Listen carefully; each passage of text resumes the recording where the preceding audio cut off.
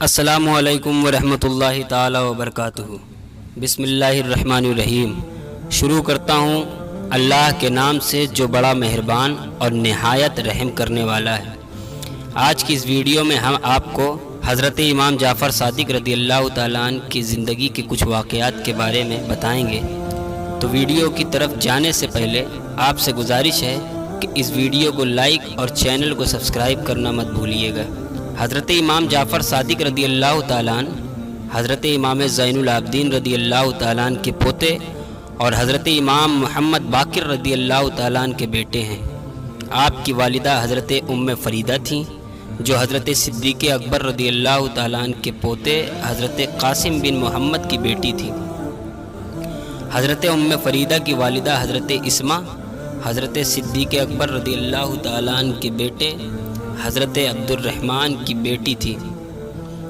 اسی لیے آپ فرماتے تھے کہ ولدنی ابو بکر مرتین، یعنی میں 2 مرتبہ حضرت ابو بکر صدیق رضی اللہ تعالیٰ عنہ سے منسلک ہوں، ایک ظاہری طور پر اور ایک باطنی طور پر۔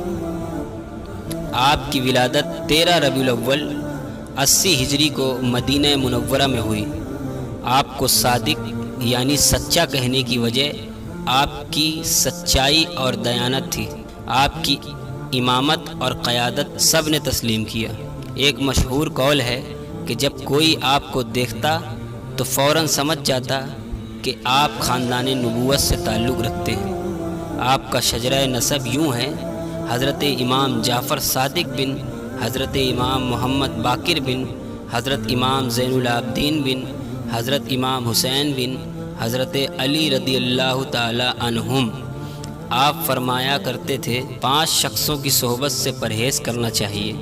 ایک دروغ گو کہ تو اس سے ہمیشہ دھوکے میں رہے گا، دوسرا احمق کہ وہ تیرا نفع چاہے گا لیکن تجھ کو نقصان پہنچے گا اور اس کو نامعلوم ہوگا، تیسرے بخیل کہ تیرے بہترین وقت کو برباد کرے گا، چوتھا فاسق کہ وہ تجھے ایک ادنا سی لقمہ پر بیچ ڈالے گا اور کمتر لقمہ کی طمع کرے گا، اور پانچواں بزدل کہ تجھے ضرورت کے وقت تباہی میں چھوڑ دے گا۔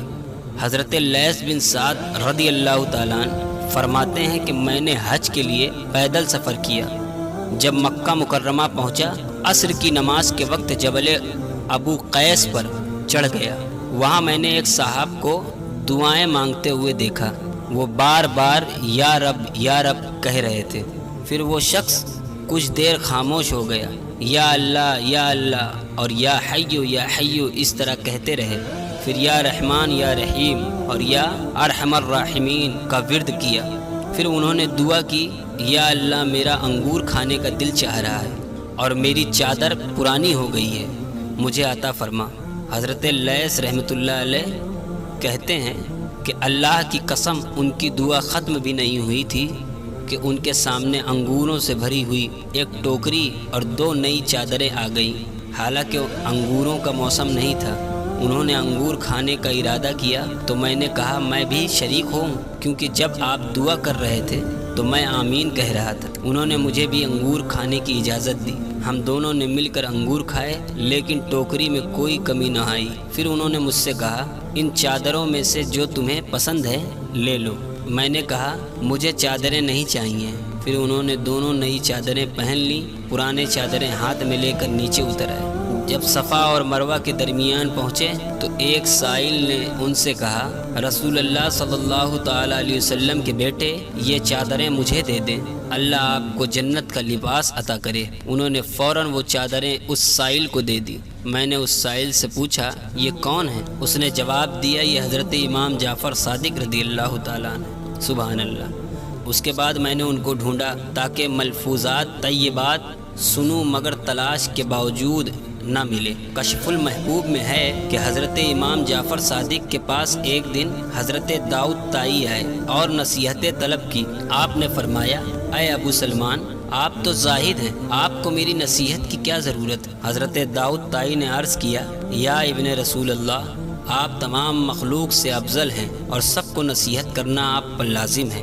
آپ نے جواب دیا، میں ڈرتا ہوں کہ قیامت کے دن میرے نانا حضرت رسول اللہ صلی اللہ تعالیٰ علیہ وسلم مجھ سے یہ نہ پوچھیں کہ تم نے میری تعلیمات پر پوری طرح عمل کیوں نہیں کیا۔ یہ کام محض نسبت کی وجہ سے نہیں بلکہ عمل کی بنیاد پر شائستہ ہوتا ہے۔ یہ سن کر حضرت داؤد طائی رو پڑے اور کہا، اے اللہ، جس کا وجود نبوت کے نور سے بنا، جس کے نانا رسول اللہ صلی اللہ تعالیٰ علیہ وسلم ہیں اور ماں حضرت فاطمہ رضی اللہ تعالیٰ عنہا ہیں، وہ بھی پریشان ہیں، تو ہم جیسے عام لوگ کس حال میں ہوں گے۔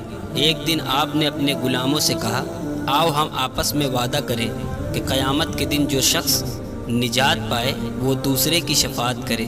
غلاموں نے کہا، یا ابن رسول اللہ، آپ کو ہماری شفاعت کی کیا ضرورت ہے؟ آپ کے نانا سب کی شفاعت کرتے ہیں۔ آپ نے فرمایا، مجھے اپنے اعمال پر شرم آتی ہے کہ قیامت کے دن اپنے نانا کا سامنا کروں۔ اللہ اکبر۔ ایک مرتبہ ایک شخص کے دیناروں کی تھیلی گم ہو گئی۔ اس نے آپ پر الزام لگا دیا، آپ نے چوری کی ہے۔ آپ نے اس سے پوچھا کہ کتنے دینار تھے؟ اس نے کہا 1000۔ آپ اسے اپنے گھر لے گئے اور 1000 دینار دے دیے۔ بعد میں اس شخص کو اپنی تھیلی کہیں اور سے مل گئی۔ وہ دینار واپس کرنے آیا لیکن آپ نے لینے سے انکار کر دیا۔ جب لوگوں نے اسے بتایا کہ یہ حضرت امام جعفر صادق رضی اللہ تعالیٰ عنہ ہیں تو وہ بہت شرمندہ ہوا اور چلا گیا۔ آپ نے حضرت امام اعظم ابو حنیفہ رحمۃ اللہ علیہ سے پوچھا، عاقل کون ہے؟ امام نے کہا، جو خیر و شر میں تمیز کرے۔ فرمایا، یہ تمیز تو چوپائے میں بھی ہوتی ہے۔ جو ان کو مارتا ہے یا پیار کرتا ہے اس کو خوب پہچانتے ہیں۔ امام نے کہا، پھر آپ کے نزدیک کون عاقل ہے؟ فرمایا، جو 2 خیر میں اور 2 شر میں تمیز کرے تاکہ 2 خیر میں سے بہترین خیر کو اختیار کرے اور 2 شر میں سے بدترین شر کو دور کرے۔ ایک شخص نے مکہ مکرمہ میں حضرت امام جعفر صادق کو 1000 درہم دے دیا اور کہا کہ میرے لیے ایک مکان خرید دیں تاکہ جب میں آؤں تو اس میں رہ سکوں۔ آپ نے وہ تمام درہم اللہ کی راہ میں خرچ کر دیے۔ جب وہ شخص واپس آیا اور مکان نہ پایا تو اس نے وجہ پوچھی۔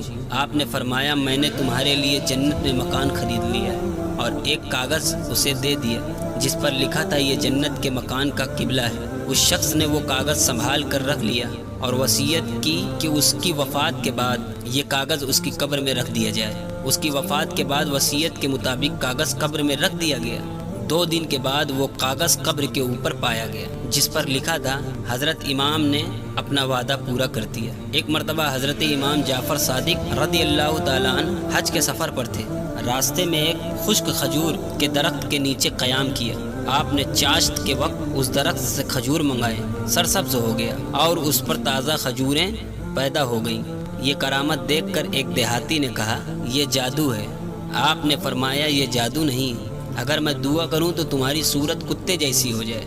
جیسے ہی آپ نے یہ فرمایا وہ شخص کتے کی صورت میں تبدیل ہو گیا۔ پھر جب اس نے معافی مانگی اور شرمندہ ہوا تو آپ نے دعا کی، وہ فوراً دوبارہ اپنی اصل حالت میں واپس آ گیا۔ سبحان اللہ۔ ایسا ہی ایک مشہور واقعہ یہ بھی ہے، ایک دن کسی نے حضرت ابراہیم علیہ السلام کے واقعے کا ذکر کیا کہ انہوں نے 4 پرندوں کو ذبح کر کے ان کا گوشت ملا دیا تھا، پھر اللہ کے حکم سے وہ زندہ ہو گئے تھے۔ آپ نے فرمایا، کیا تم ویسا ہی دیکھنا چاہتے ہو؟ سبحان اللہ۔ اس نے عرض کیا، جی ہاں یا ابن رسول اللہ۔ آپ نے آواز دی تو ایک طاؤس، ایک کوا، ایک باز اور ایک کبوتر حاضر ہو گئے۔ آپ نے انہیں ذبح کیا، ان کا گوشت ملا دیا اور پھر آواز دی، تم سب زندہ ہو گئے۔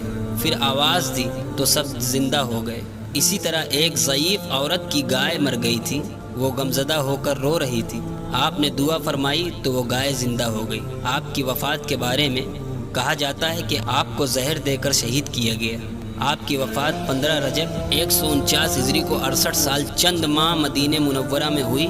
آپ کی آخری آرام گاہ جنت البقیع میں ہے۔ سبحان اللہ۔ یہ حضرت امام جعفر صادق رضی اللہ تعالیٰ عنہ ہیں، جن کے حوالے سے میں نے کچھ کرامات آپ کے سامنے پیش کیا۔ آپ کی زندگی کا مطالعہ کیا جائے تو بے شمار واقعات آپ کی زندگی میں پیش آئے۔ ان واقعات میں سے چند واقعات مختصر الفاظ میں ادنا سی کرامت کو میں نے آپ تمامی حضرات کی جانب پیش کیا ہے۔